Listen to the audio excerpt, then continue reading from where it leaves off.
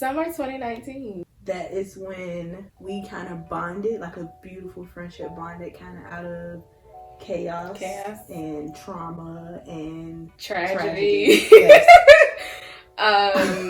Well, I'll say I don't think either of us anticipated how things turned out. Not at all. I think we genuinely were just kind of like, okay, I know stuff is like off. Let me just make sure she good. Mm-hmm. And lo and behold, shit like kind of never got good. Like never got good.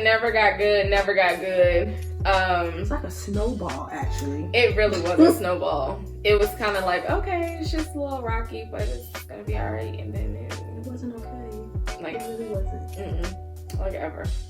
So what I can say is, during that time, though, I think both of us kind of realized it was very important to be able to identify who you can talk to during times like that. Yes. And who you cannot talk to. Yes. So, like, the time and the place to call, or about what topics or subjects you can talk about, like, that became like a staple in our lives. Like, it's just some people you cannot talk to about certain stuff. No. And there were days when both of us would be like, what kind of headspace you in? Right. Yes. Okay, we can save this conversation for tomorrow. Mm-hmm. So I think being conscious about what other people have going on, instead of just being like, well, my shit is fucked up right now, I just can't. So asking people, like, you good? Like, can I talk to you about this? Can I not talk to you about this? So I would agree.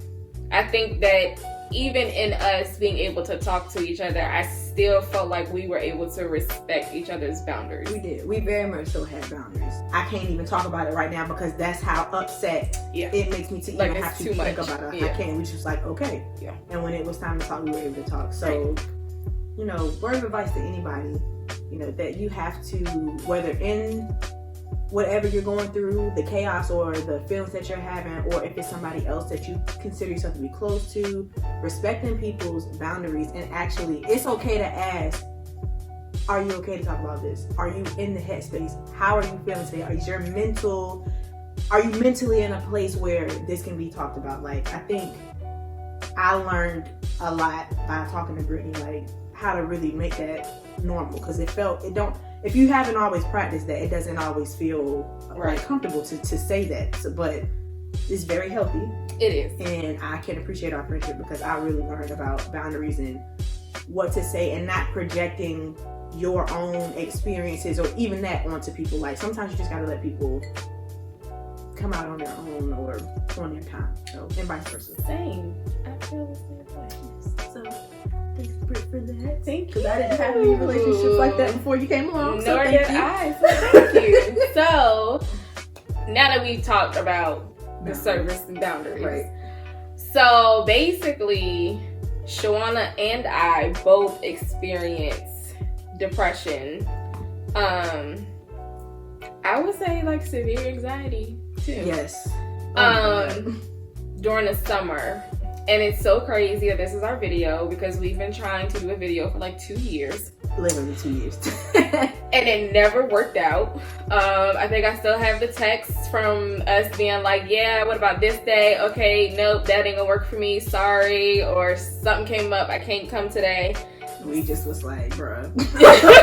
This is never going to happen. So it's kind of ironic that it did come to light this way. But to start off, we want to talk about symptoms of being depressed. Okay. Let me ask you this. Did you know you were depressed? Not at first, I did not. No. At first, I thought I was just, it was a lot of changes going on in my life. So I thought that this was just, you know, everything isn't always happy. You're not going to always feel good. So I just thought, this is just the feelings that come along with change. I had no idea that I was going into depression. I'm an adapter anyway, so when stuff happens, it's like, oh, you know, this happened, I feel this way, I'm gonna be okay in a day, I'm gonna be okay in 2 days, and I'm gonna keep it rolling type of person. But this particular summer in this depression, I was not able to keep it pushing, if that makes any sense. I could not go through the rest of my life during this time with that. I didn't know at the time it was maladaptive to just, keep it moving. I was always told, you can be down, but you gotta, pick it right. Make sure you don't stay there. Get right back up and keep it going. So this kind of set me down. And it was like I couldn't bounce back. And that's when and then from talking to Brittany, like, that's when I knew, like, this is deeper than just I'm experiencing these feelings because I'm changing. Like, no, like, I'm depressed. Like, something's wrong. I can't function. Yeah. So what would you say were, like, symptoms that you experienced, how you knew, like, you was depressed? Yes. I don't know if I was aware in the beginning. Mm-hmm. I think I thought that I was sad. Mm-hmm. I think I thought that I was just frustrated with life. And I think I thought, well, I'm crying because, like, I'm upset. Right. But I think me crying as much as I was crying was a symptom of me being depressed. Mm-hmm. I think me not being able to escape my thoughts was a sign that I was depressed. So I think that it don't matter what kind of setting I was in, like, my mind was always thinking about what was wrong, what happened, how do I fix this, can this be fixed? That was pretty much my thought process. Like, there were very few times where I was able to not be in my head. I think that was a sign of me being depressed. I think me, like, I wanted to still be there for everybody else. Mm-hmm. So while I wanted to deal with my stuff, I also wanted to be able to still function how I normally function. So maybe there was some denial on my part of how serious of, like, the depression and anxiety that I was experiencing. Like, it was some denial there. But I don't think I presented that way because I did not want to present that way. I think I wanted to still come off like, I'm all right. Like, it's rough, but, like, I'm okay. Mm-hmm. So I think that was another sign. Trying to, like, wear this mask and keep going, but in reality, like, I was not okay. Okay. So would you say did you kind of busy yourself? I did busy myself a lot. Some of that was not by choice. Mm-hmm. It was a summer, so I had family reunions, birthdays. My husband's birthday is in July, mine is in August. So we had stuff planned. So yeah, like, in my mind, I thought that was going to be a positive. So right. Like, oh, we got stuff to do. Be around my friends. I'll be around my family. Like, I'm good. But I feel like that kind of, like, shot me in the ass at the end. I feel like shit didn't, like, crash until, like, September. Right. And I can remember that because I can remember when things started calming down a little bit. Mm-hmm. Then it was just like, one day you kind of just got overwhelmed. Like, you just felt, and I remember you being like, I don't know where this feeling is coming from. Yeah. Because you came off of a weekend of, like, celebration and total bliss and things happened. And then it was just like, you woke up one day and was like, why the hell do I not? It was insane. And ironically, it was after I started therapy. Yep. So I don't know if it came from me talking. I don't know if it came from her kind of putting things into perspective for me. But yeah, I, like, literally crashed and burned in September. And I think for me, it was the opposite. Yeah. I was always busy leading up to it, which is probably why I thought, oh, this is just, random feelings I'm feeling because everything is changing in my life. And I had been in therapy since, I think, like, April, May. Mm-hmm. So I had been going consistently throughout the summer, but as the summer was coming to an end, really major life changes were starting to happen for me. I was getting ready to move across the country. I was in a new relationship. Some other things were going on, like, and I just remember talking to her about, expect these type of feelings. So I'm, like, thinking that I'm preparing myself for all these things, but as I'm preparing to transition, I stopped. My final 2 weeks at my jobs here was coming to an end. Like, there was less time doing, and I wasn't forced to take my time to work or to do documentation or to be out in the community. It was like, as I was transitioning, my responsibilities were lessening, so I was just having more time to be by myself. Yeah. And the more that happened, my motivation started it was non-existent. Mm-hmm. I had no energy or no drive to do anything at all. My mind started to, all these thoughts and feelings was just, like, kind of seeping in on me. And I'm just like, oh, We talked about this in therapy. This is normal. I'm gonna feel this, but I'm gonna bounce back. I'm like, it's gonna be like a week or two and I'm gonna be good. But I literally got submerged in it and I isolated. I didn't want to talk to anybody. I only talked, I think, to Brittany.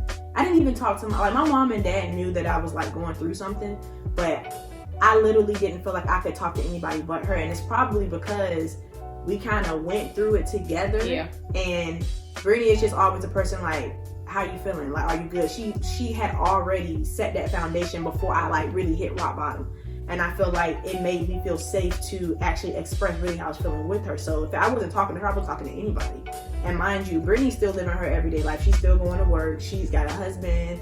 She's dealing with her own stuff that she's got going on. So when she's doing her thing and trying to figure out her life, it's just me in my thoughts, ruminating on everything that I thought I was doing right and was doing wrong. Mentally, like she said, I can't get my mind off of this thing that's weighing me down. And I just found myself feeling like I didn't have, like, I'm a very hopeful person. Yeah. Very inspirational. Like, I'm always trying to figure out a way to be motivated. I had nothing. Like, there was nothing. It was nothing anybody could say. It's nothing I could do. And I'm a writer. I like nature. I couldn't even get up to go outside on some days. It was just... We were writing a book, not together, but individually. Neither one of us could write. And that came toward the end. That's not when everything was like transpiring or starting. Initially, like, we were like, oh, this is like a positive coping mechanism. Yeah, we're writing. We're like making shit happen. And then all these endeavors were coming. Like, Brittany was... all this stuff was happening. But a lot of bad shit was happening too. Yes. So I was just like, okay, I don't know what the fuck is going on. It was like one thing after another. I felt like stuff was piling up. And then, And then I don't know if you remember me telling you this, but I kept saying, Shawana, you taking this good.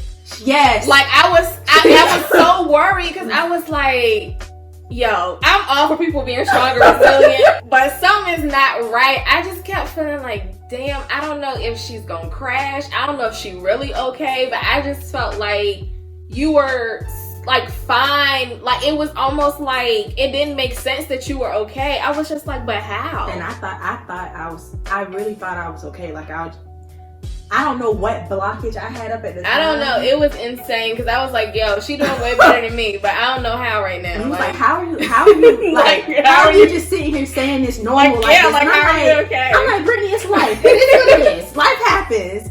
But I can say, I think my turning point when it really, because I didn't work for 2 weeks before I actually moved. So I was just here trying to prepare myself before I left the state.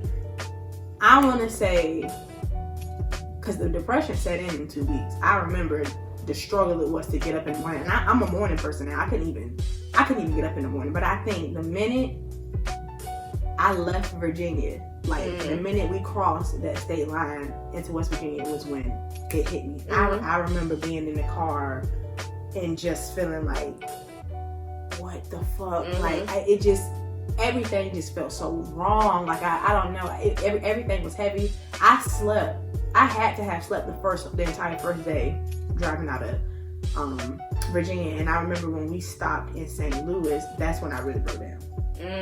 That's when I couldn't keep it together. I could not stop the tears. I could not stop my thoughts. I just felt, and physically I felt like I was breaking down too. It was like a trifecta.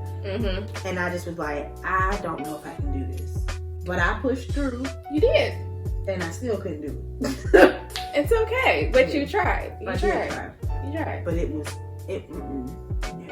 was like the craziest time looking back. I just cannot believe it took me that long to like crash. Like, I really thought that I was like decently okay. Like, I knew that I was like going through stuff. So I don't think I ever said this. I had a chemical pregnancy in June. If you don't know what that is, it's like an early miscarriage. So I really thought I was like decent. But no, Brittany, you're not okay. And September showed me, like, you're not fine.